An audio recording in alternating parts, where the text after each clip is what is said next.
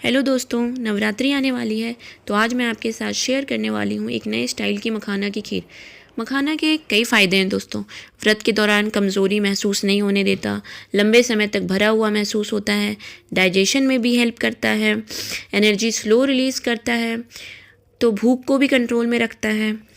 तो चलिए मखाना की खीर बनाते हैं। तो सबसे पहले गैस को ऑन करें और कढ़ाई चढ़ाएं और 2 कप मखाना डालें। किसी भी कटोरी से आप मेज़रमेंट ले लें।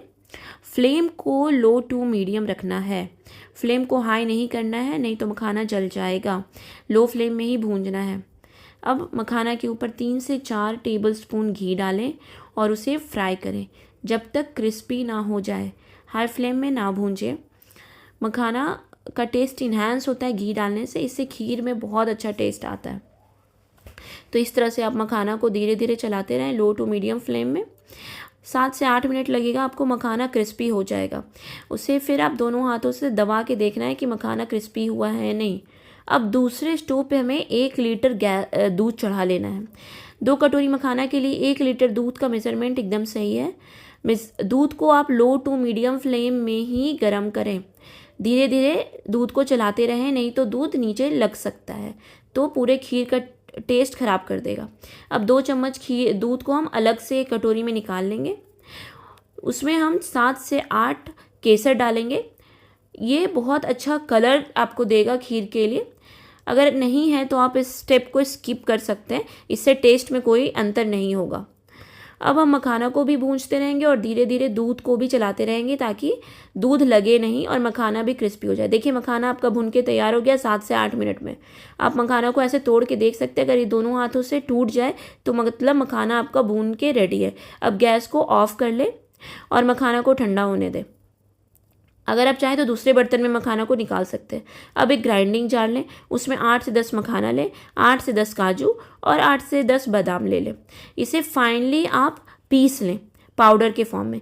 ये एक ट्रिक है, इससे मखाना खीर बहुत ही अच्छा गाढ़ा होता है और टेस्ट बहुत अच्छा आता है। इधर मखाना को अभी आप चलाते रहें। और अब क्या करना है, जो मखाना हमने भून के रखा था ना, उसे ग्राइंडिंग जार में लें और दरदरा पीस लें।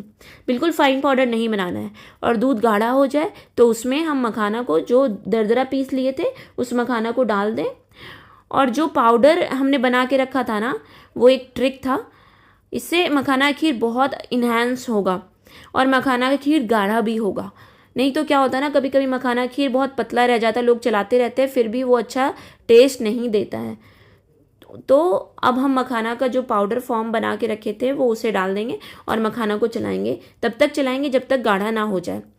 अब लास्ट में देखिए इस तरह का टेक्सचर आ जाएगा, मतलब आपका मखाना का खीर बन के रेडी है।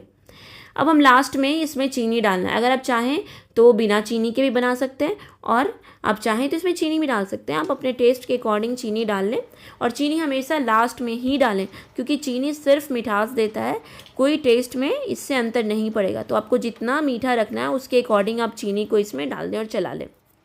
अब हम क्या लेंगे, एक तड़का पैन लेंगे, उसमें 2 चम्मच घी डालेंगे और फिर इसमें हम काजू बादाम और पिस्ता को छोटा छोटा काट लें या छोटा छोटा तोड़ लें और उसमें घी में डाल दें और थोड़ा देर उसे चलाएं।